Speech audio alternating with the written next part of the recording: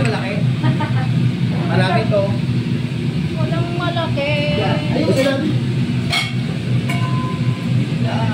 Okay, ang ladle mo.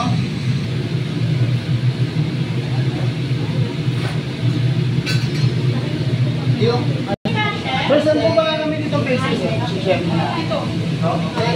Olive oil. Chef, pwede lagyan ng ano ba? Yes, olive oil. Medyo nagdadrive. Okay. Olive oil, 1 to 2 tablespoon. Okay. Garlic. Oh, since flour parang Italian type, ang garlic natin, huli natin. Baligtad ha. Okay. Okay, today, sweat ka onion. So, dito, yung style na pangkita na, hindi natin yung golden brown na. Kasi supposed to be sweat, translucent lang yan. Bakit? Sweat lang, acid will become evaporate, and then yung pigment ng onion, gusto nang ibig dyan. So, makikita nyo naman yan. So, paano nyo malalaman? Kasi, inamoy nyo, yan, ang nagiging amoy na niya, yung onion sweetness. Ngayon, pagka inamoy nyo, masakit pa sa mata, still natin pa yung acid na. So, in-set natin yung onion to become evaporate. Target natin, tumang up yung sweetness niya. Okay, so next one is garlic.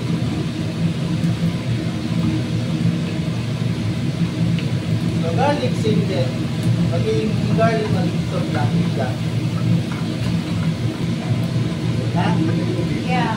Then next one is, of course, wala tayong tubig. No? Wala tayong lesson na panis.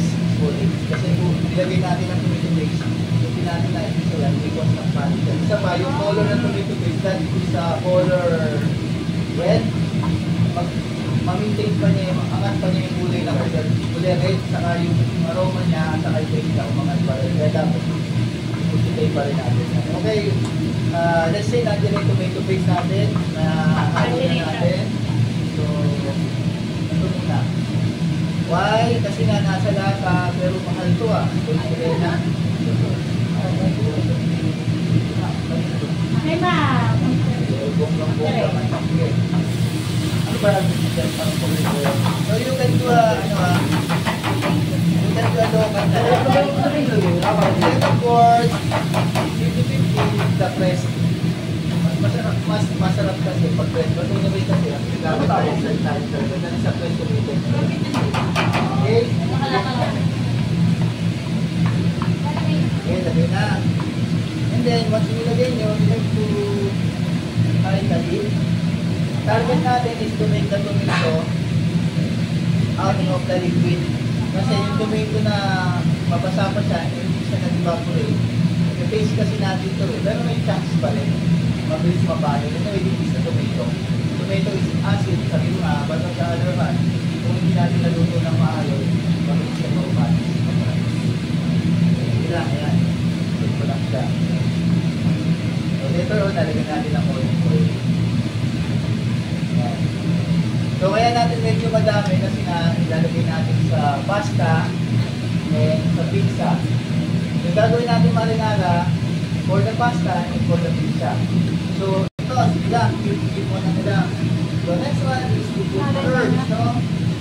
Section natin yan is the last part. Okay, the herbs, the pixie of course, and then ito. Ito tayo dito. So, ang dry yung dry natin, kung wala kayong mga press, you can use naman ito, yung alam tayo kasi dry na ito. Diba, power ko lang ano yung tester. Ito kasi tayo ito sa lakas.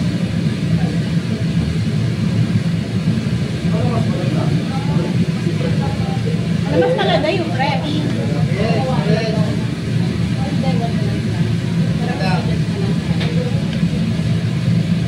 Dami pala. Ilang ano to, chef? Ilang teaspoon? Tablespoon? 1/2 teaspoon. Kasi nga, this is, no, hindi naman matabang kasi ito. Okay. Pero kung fresh yan, still lang. Parang bako na yun. If ano, so ngayon, nag-transport natin is the salt. No? Tama. Salt to taste lang. Ayan, salt natin.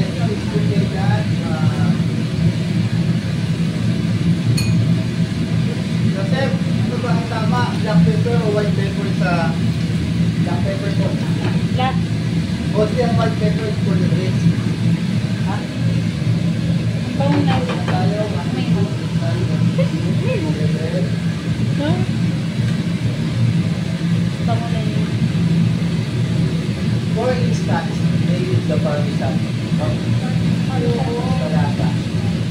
Pero may parmesan po dyan. Pwede natin sila dyan. Parmesan po dyan. Wala po. Pwede natin naman yung parmesan. And for the Filipino, you can put sugar na. Pero yung traditional, Wala wala po. sugar. Ay, okay na to. And olive oil for the glossiness na additional flavor. Ay, And wala one is stirring. Ayan, okay yan. Kasi last part, you can put some chicken stock. Okay yun. Ah, okay. At least siya, nag-backplate mo. Pwede tayo makuha dito ng chicken stock. Ano? Diba, pangalan mo? Diba? Chef, paano mo malalaman pag okay na siya? Yung tomato natin, pagkaan yan o, lakasan muna natin. Bango na niya. O, lang lang, ipit lang.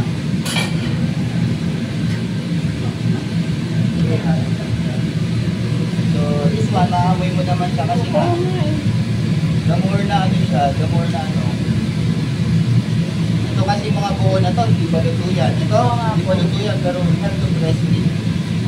Kaya nilagyan natin siya ng water para mas mabilis siya lumakbo. And then at the same time, integration din natin siya. Hanggang sa matanggal yun. And Ilang days, chef, tumatagal to? 2 weeks yan. Ah, ito? Kung maganda yung pagkakalit nyo, pero pag hindi, ako, 3 days yan, patis na yan. Ah, okay. Wala na yan. Depende pala sa pagluto. Oo, kasi nga, yung panay nyo is hindi masyadong naluto. Ah, okay. Mas okay sana kung tulog. Opo, qualified na rin nilalagay. So, pwede naman, oh, okay. Nahalo.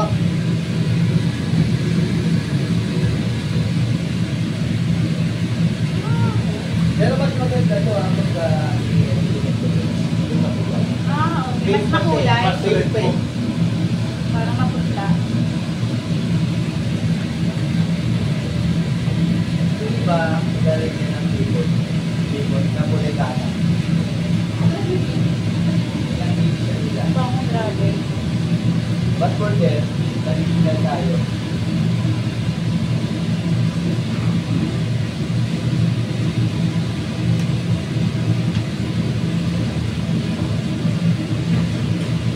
Nagbat. Nagbat talaga lata. Yung konti pa. Ito yung tomato natin sa Parang nagka-dry. yan, bilang. And para mag-balance yung tamis niya, you can put some sugar, pwede siya. Pero kahit wala, pwede ha.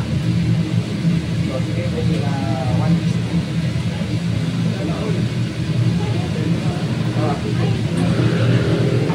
Basta mamaya. Sige, okay. Tignan mo na parang may Oo. takot na.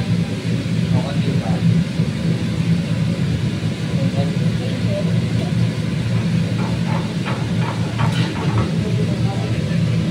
Okay.